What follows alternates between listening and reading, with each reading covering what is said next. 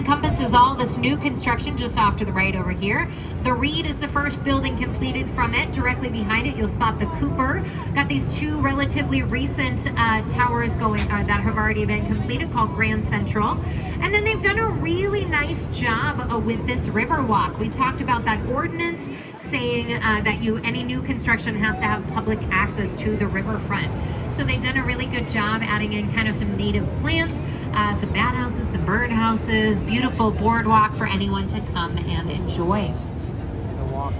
Now this next building we'll chat about just beyond our willow trees here. You're going to start to spot a very well lit building, that Art Deco style, with a slightly pointed roof and a teeny tiny red figure sitting all the way at the top. This is our Board of Trade building, and that teeny tiny figure all the way up there is the goddess Ceres. She's the Roman goddess of grain. It's where we get the word cereal, as well as cerveza comes from Ceres. Made sense to put her up there because in 1930, when this building opened, we were predominantly trading agriculture. A little bit different than what we trade today. This was also the tallest building in the city when it opened. Now directly in front of you, you'll see this pink granite building with the lights on that crown up there that are starting to turn on. That building is called 311 South Wacker. When this building opened in 1990, that crown at the top of the building first lit up with 1,852 fluorescent light bulbs, for no other particular reason than for the architects to say, "That's my very tall, very bright building." But the problem was, it was a little bit too bright, especially for our birds. When they were flying through Chicago in their migration paths, they started to see a large glowing orb in the sky, but it wasn't the moon. It was 311 South Wacker. Once we realized what was going on, we figured we should help our birds out. Now during certain migration periods, they turn those lights off completely to help our birds get to where they need to be. That tall black building behind it with the two red antenna, this is our tallest building here in the city. If you've been over to it or perhaps up in it, you know it is spelled W-I-L-L-I-S.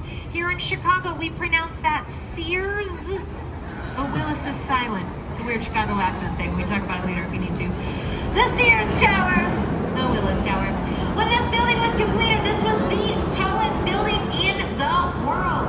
Skidmore, Owings & Merrill were the architectural firm. Fosler Kahn, the lead engineer. When they were talking about the design for this building, they had no idea how to build a building so tall because no one had ever done it before.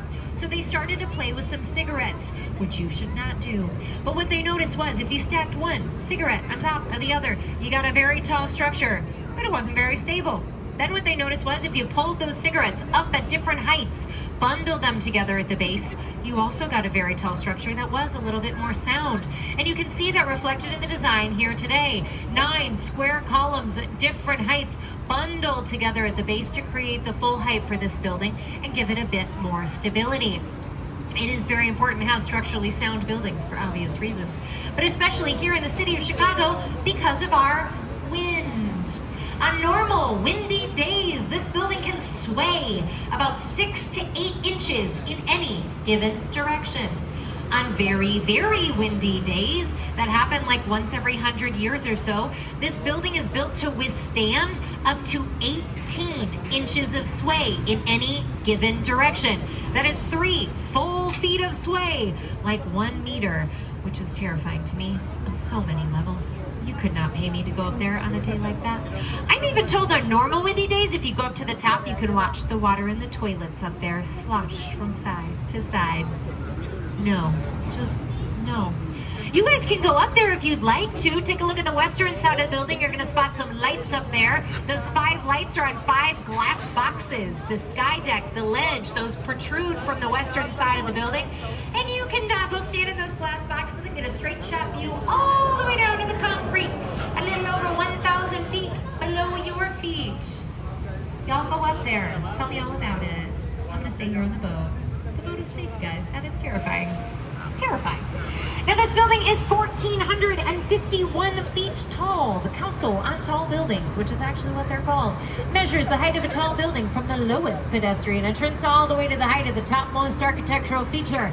Top of our building, you probably noticed those 2 glowing red antennas. Those are not architectural features. Those are utility features. Lighting rods, antennas, satellite, all of that is utility. It does not add to the height of your building. Now, if you happen to have a decorative spire at the top of your building. That is architectural, and it does count. So buildings like One World Trade Center over New York, currently this country's tallest building. That building is 1,776 feet tall, a very patriotic number that includes its decorative spire. The roof of that building in New York is about 83 feet shorter than the roof of our Sears Tower here. But because they have a decorative antenna, a decorative spire, and we have two utility antenna, they win as the tallest building in the country. Obviously, we here in Chicago are well aware that our building is in fact bigger and in fact better. But it's fine, we'll give it to the New Yorkers. You guys can have it. We're still very proud of our Sears, our Willis Tower. Now, my friends, over here is where I like to chat a little bit about star number 4 on our city flag. We worked our way through 2 and 3. Number 4 on our flag stands for another very exciting event in Chicago's history, our second World's Fair. This one happened in the year 1933, and it was entitled A Century of Progress, celebrating 1 century of the town of Chicago's existence. Basically a big old 100-year birthday party for us. Rather than having those white neoclassical buildings of the first World's Fair in that white city, this time we had modern Art Deco buildings all painted in different rainbow colors. So this time we had a rainbow city. Technological advances that made their debut during this World's Fair. The Zephyr train was the fastest train in the world at that time. Made a trip from Colorado to Chicago overnight. No one can fathom how a train could travel that distance in less than 24 hours. If you ever want to go see that original Zephyr train, you can. It's housed at our Museum of Science and Industry in our Hyde Park Southside neighborhood of Chicago. 48 million people were in attendance at the second World's Fair because it lasted a little bit longer than the first one. This one was 16 months long during a time of Great Depression in this country. So second World's Fair, a century of progress in 1933, the 4th red star on our city flag.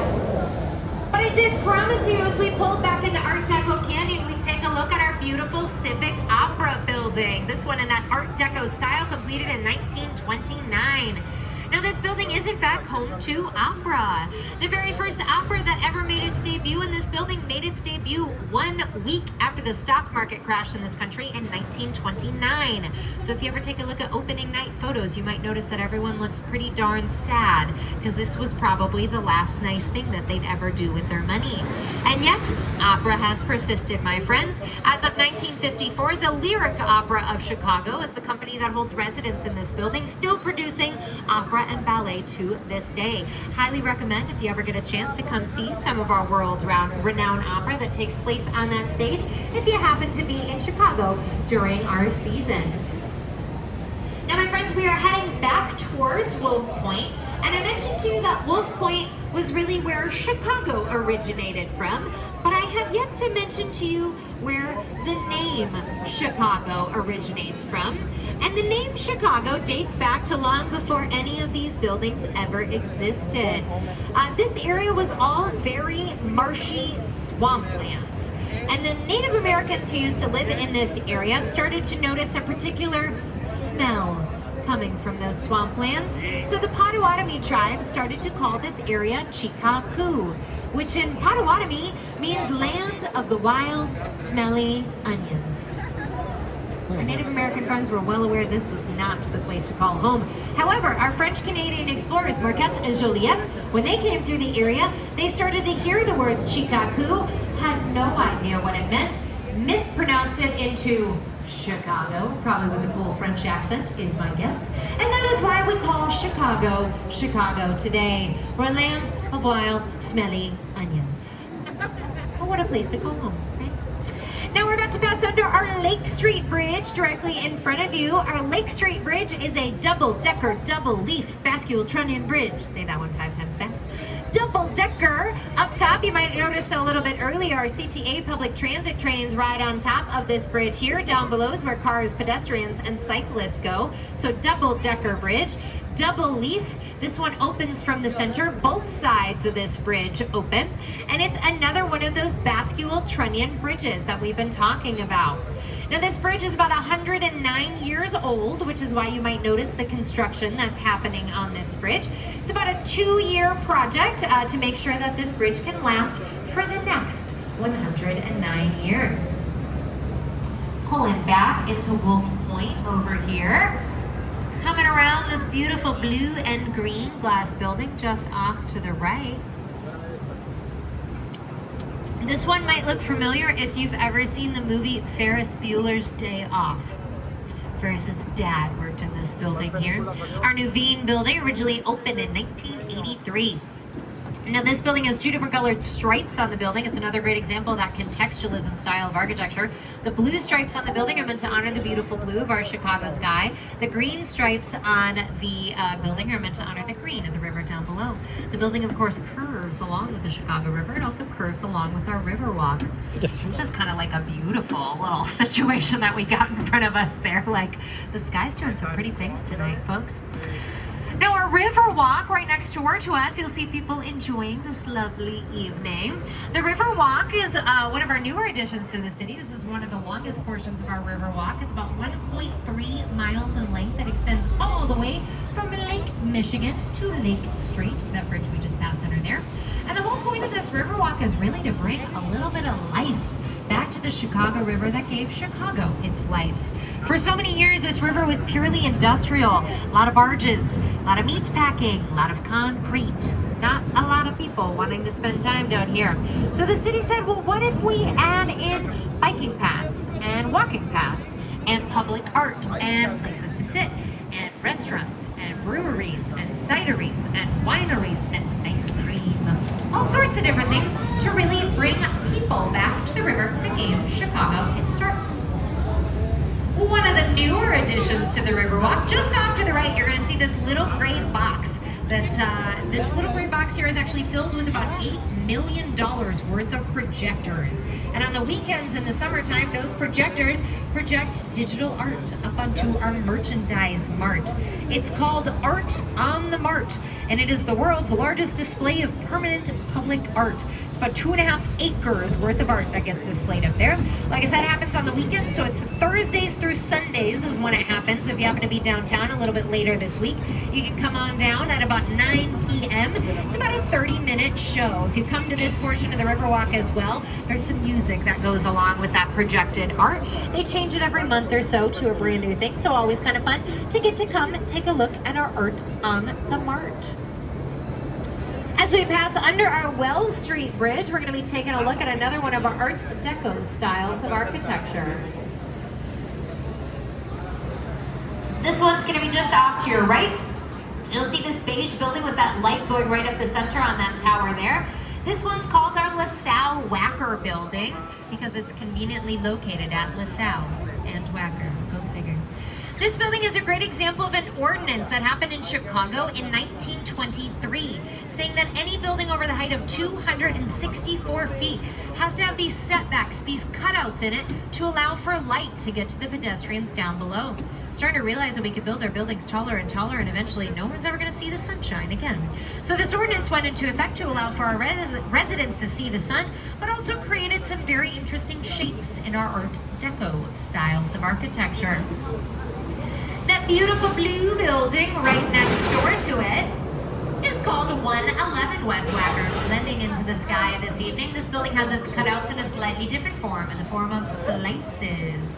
Those slices are another example of that contextualism style of architecture. You'll see that first, that lowest slice lines up with the 264 feet of LaSalle Wacker. Second slice up there, a little darker, lines up with the top of the LaSalle Wacker. And all the way up the top, you might notice one last slice that lines up with that glowing colonnade up there on 77 West Wacker, the building to the east of it.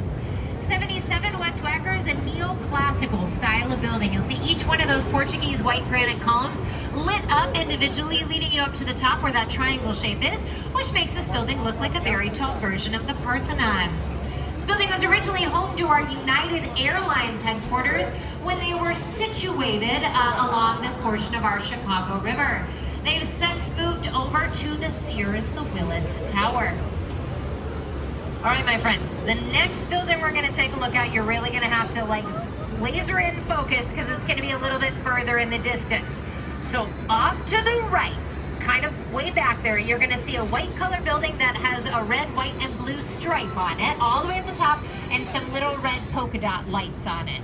You'll see it, I promise. So this is the Aon building. This was originally completed in 1974 as the Standard Oil building. We nicknamed it Big Stan, which I just find funny. Now, the Standard Oil building, when it was first built, it was covered with white Carrara marble. It's meant to make it all look shiny, fancy, and stand out in our skyline. Carrara marble is the same marble of like the Statue of David over in Italy. Beautiful marble, except nobody took into account the fact that marble does not withstand extreme temperature fluctuations like we have in Chicago. So every winter that marble contracted, every summer it expanded, contracted, expanded, contracted, expanded, until the 1990s when sheets of that marble started falling off the building and hitting the roofs of buildings around it. And we realized this was not going to work out well.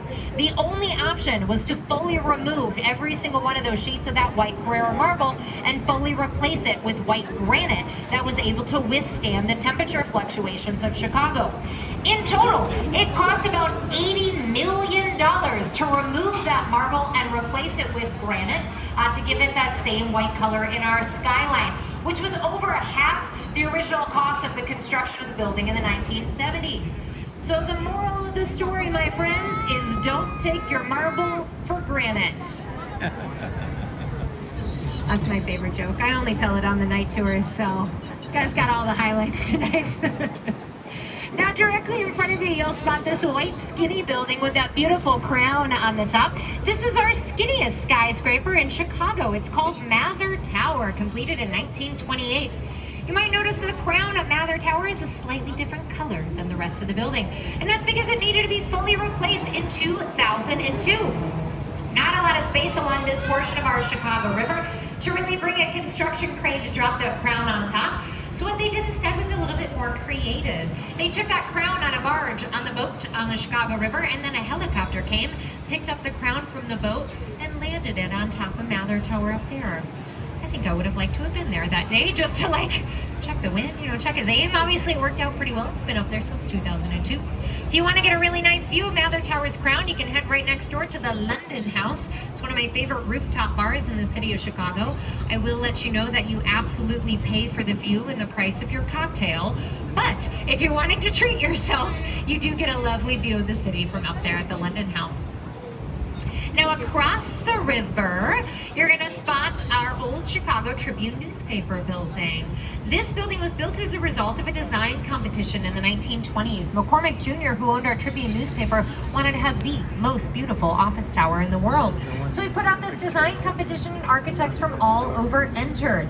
It was a blind competition, which meant we were choosing the winner purely based on the design. We had no idea who the architects were, which was probably pretty helpful for the two gentlemen who ended up winning.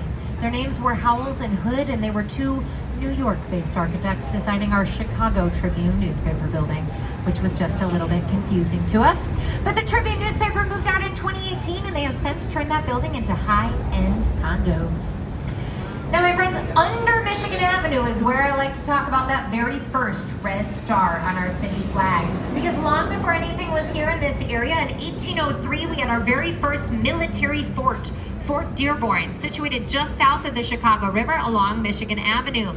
Fort Dearborn played a role in the War of 1812 in this country. Unfortunately, it was completely destroyed in the War of 1812. But in order to honor our military history and honor Fort Dearborn, we added it as the very first red star on our city flag in the year 1939. So you now know what all four red stars stand for. I'll give you a couple more minutes to think about it before we have our little quiz. Just off to the left, you'll spot our beautiful NBC building with that peacock all the way at the top. This building might look a little bit like that Art Deco style we've been seeing all throughout the city, except this building was not built in the 20s and 30s like the rest of our Art Deco. This building was built in 1989, which means we give it a little bit of a nickname. We call it an Eco Deco style of architecture. This one was designed by Adrian Smith, the same architect of that Trump International Hotel and Tower. It's designed to be pretty reminiscent of 30 Rockefeller Plaza, its sister NBC building over in New York. Television shows that were filmed in this building here Judge Mathis, The Steve Harvey Show, as well as The Jerry Springer Show. You're welcome to chant for Jerry as much as you would like to. Fortunately, or unfortunately, he's no longer in the building today. Now, off to your left, this whole area, all these buildings you see off to your left are in a neighborhood in Chicago that is called Streeterville. Chicago is comprised of about 250 different little neighborhoods. They all kind of have their own quirks, their own fun to them. Streeterville is named after a man named Captain George Wellington Streeter, kind of a character in our history, led a myriad of different careers: logger, miner, boat captain, circus performer. One day, he decided he was going to take his boat from Milwaukee, where he was living, come down to Chicago along Michigan, Lake Michigan. As he came to Chicago, a huge storm hit, pushed him into a sandbar just off the coast of Chicago. Now, what you need to know is that Michigan Avenue is called Michigan Avenue because Lake Michigan went all the way up to Michigan Avenue. This land didn't exist. So his boat got stuck in the water of Lake Michigan along the coast of Chicago. Now, this is 1886, about 15 years after the fire, and Streeter was realizing all these contractors in Chicago had nowhere to dump their dirt, rubble, and debris to rebuild the city. So he said, I got this great idea. You guys can pay me to dump your debris and rubble around my boat and my sandbar. And everyone said, sure, sounds great. Started to dump debris and rubble just off to your left. By the end of this deal, he got quite a chunk of change, as well as 186 acres of land that wasn't originally on the maps of the city of Chicago, so he decided it wasn't part of Chicago. In fact, this area was his own United States district of Lake Michigan, and he declared himself the governor. What that really meant was that he could do things on this land that weren't quite legal across Michigan Avenue, setting up places to gamble, selling liquor on Sundays, terrible, horrible things. That made him a lot of friends. People started to move to this district at Lake Michigan, and as you can imagine, the city of Chicago was not pleased. A number of battles occurred, court battles, yes, but also actual physical battles occurred trying to remove Streeter, family, and friends from the land. Those battles continued all the way through until 1921, when Streeter passed away from natural causes. The court battles continued all the way through until the 1960s, when the last court case was finally dropped, and this land officially became part of the city of Chicago. We call it Streeterville today to honor our very eccentric circus performer who dumped a lot of dirt into the lake to create the second most expensive neighborhood here in the city of Chicago. If you wander through Streeterville today, you might find a little statue of a man with a top hat holding a teeny tiny puppy, and that is in fact Captain George Wellington Streeter, who we name all this land after. Like I said, lots of neighborhoods in the city of Chicago. I always encourage people to get out and go visit them because they all have kind of fun, weird stories that go along with them. But as we get a little bit closer to Lake Michigan, you probably notice it does tend to get a little bit breezier over here. Sorry that it's also chilly and it's July. But we talked about the wind on our St. Regis. We talked about the wind on our Sears, our Willis Tower. We've experienced a little bit of the wind today. But I have yet to mention to you our Windy City nickname. And I hate to break it to you, that Windy City nickname has absolutely nothing to do with the wind here in the city of Chicago. We don't even crack the top 10 list of windiest cities in the United States. Amarillo, Texas is currently the windiest city, just in case you ever end up on Jeopardy. But that Windy City nickname dates back to the World's Fair of 1893. There are a number of other cities trying to get the bid for the World's Fair, trying to have it in their hometown, but here in Chicago we kept saying, pick us. We literally rebuilt our city out of the ashes. We invented the skyscraper. We put our whole city on a grid system. We're amazing. And all these other cities kept saying, don't listen to Chicago. They're liars. They're full of hot air. They're windbags. They're a windy city. So the Windy City nickname has absolutely nothing to do with our wind and absolutely everything to do with our bragging abilities. But we did get the bid for the World's Fair of 1893, and it's a pretty brag-worthy city, so I will continue to be a little bit of a windbag for you to tell you about my favorite city. Heading a little bit closer to Lake Michigan. Obviously you can't see the lake at this point in the evening. Lake Michigan is the second largest of the Great Lakes by volume. It's also just fun facts for you to tell your friends and neighbors. The size of Lake Michigan is about the size of the country of Ireland, which blows my mind every time I think about it, but it's real. You can look it up. Country of Ireland, our teeny tiny lake, which is crazy. Lake Michigan is also the only of the Great Lakes that has a north-south position, which means we get beautiful sunsets sunrises here in Chicago, and Michigan gets some beautiful sunsets, both of which I can highly recommend to you. If you do want to get out onto the lake, definitely worth it. Shoreland Sightseeing has a lake tour that I highly recommend. Because you came on this tour, you get it for a pretty steep discount. It's only $7 for adults and $4 for children, and you can use that discount at any point throughout your time in the city of Chicago this year. So if you want to head out to the lake and get a beautiful panoramic view of the city, highly encourage it. It's well worth it. And my friends, as we are about to head back into our dock, we're going to flip our boat around to get positioned to head back into our dock. And as you do, you get one last lovely view of the city of Chicago from over here. So I'm going to put down the mic for just another